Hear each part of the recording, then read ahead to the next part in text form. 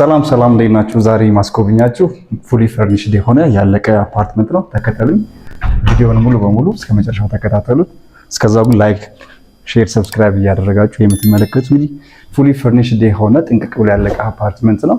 2 ቤድሩም አፓርትመንት ነች። የሚገኘው ቦሌ 24 ሎኬሽን ላይ ነው የሚገኘው። እንደምትመለከቱት ይሄ ኤሪያ ሳሎን ነው። ሳሎኑ በደንብ ፈርኒሽ የተደረገ ሎኬሽን ነው። እንደምትመለከቱት ፉሊ ፈርኒሽድ የሆነ ነው ሳሎኑ ጥንቅቅ ብሎ ያለቀ። እዚህ ጋር ደግሞ የምናገኘው ዳይኒንግ ቴብሉ ነው። ይሄኛው ኤሪያ ደግሞ እንደምትመለከቱት ኦፕን ኪችን ነው።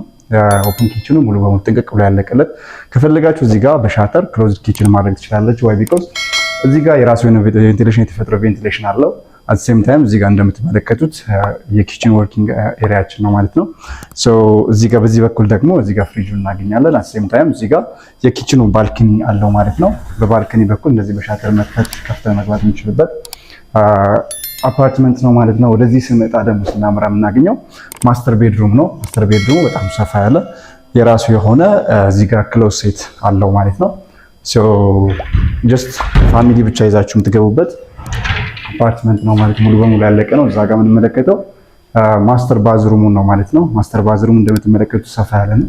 ጥንቅቅ ብሎ ያለቀ ኦልሬዲ የምትገቡበት ማስተር ባዝሩም ነው። እዚህ ጋር ሻወሩም ባዝሩም ሙሉ አንድ ላይ የምታገኙበት ባዝሩም ነው ማለት ነው። ሶ ከዚህ ቀጥሎ የምንሄደው ወደ ሁለተኛው ቤድሩም ነው ማለት ነው። ወደ ሁለተኛው ቤድሩም ስናመራ ሁለተኛው ቤድሩም ቀጥታ እዚህ ጋር ነው የምናገኛት ማለት ነው። እዚህ ጋር እናገኛለን ሁለተኛውን ቤድሩም። ይህ አት ሴም ታይም የራሱ የሆነ ክሎሴት አለው። ጥንቅቅ ብሎ ያለቀ ፉሊ ፈርኒሽድ የሆነ አፓርትመንት ነው። እዚህ ጋር የሁለተኛውን ቤድሩም ክሎሴት እናገኛለን። ይሄን ይመስላል ክሎሴቱ። በደንብ የተሰራ ክሎሴት ያለው።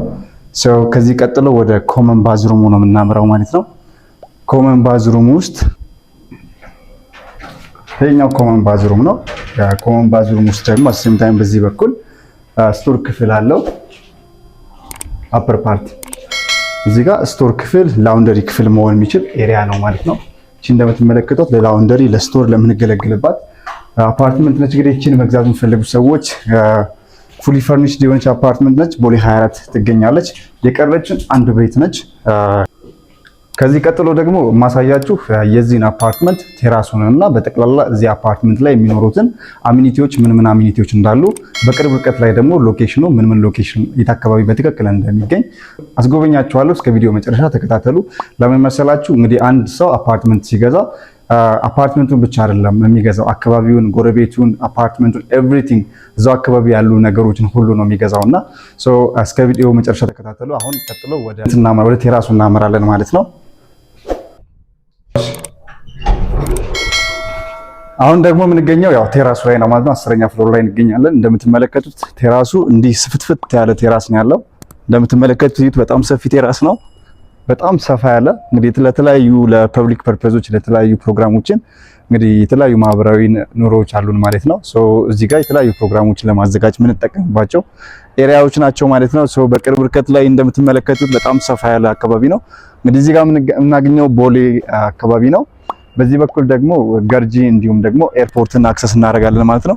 ሶ በዚህ በኩል ገርጂን እና ኤርፖርትን አክሰስ እናደርጋለን። ይሄኛው ሳይድ በዚህኛው ሳይድ ደግሞ የምናገኘው መገናኛ ነው ማለት ነው። ሶ ወደዚህ ቀረብ በል እዚህ ጋር የምናገኘው ሚኒ ስቴዲየም እዚህ ጋር እናገኛለን ማለት ነው።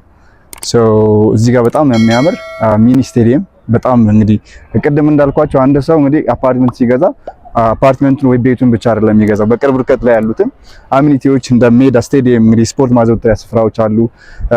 በቅርብ ርቀት ላይ ደግሞ አዲስ አበባ ስቴዲየም እናገኛለን። እዛ ጋር ካሜራውን እዛ ጋር ዙርሊ በቅርብ ርቀት ላይ አዲስ አበባ ስቴዲየም ነው። ወደ ቦሌ ኤድና ሞል ስንሄድ መንገድ ላይ የምናገኘው ማለት ነው። ሶ በዚህ በኩል ደግሞ ገርጂን እናገኛለን። አሴም ታይም በዚህኛው ሳይድ ደግሞ 22 በቅርብ ርቀት ላይ እንግዲህ እንደምትመለከቱት 22 እናገኛለን። አሴም ታይም በዚህኛው ሳይድ ደግሞ ያው መገናኛን ነው የምናገኘው። ሶ ይሄ የጋራ መገልገያ ቴራሳችን ነው። የተለያዩ ማህበራዊ ጉዳዮችን የምናከናውንበት በጣም ሰፋ ያለ ቴራስ ነው። እንደምትመለከቱት በጣም ያምራል ማለት ነው። እንግዲህ የተለያዩ ሰርግ ፕሮግራም፣ ለክርስትና፣ ለተለያዩ ነገሮች የምናከናውን ቦታ ነው። እንግዲህ ላይክ ሼር እና ሰብስክራይብ ማድረጋችሁ እንዳትረሱ። እንግዲህ ዋጋውንና የመሳሰሉ ነገሮችን ለማወቅ ከስር በምናስቀምጥላችሁ ልክ ደውሉን። ቴንክ ዩ ባይ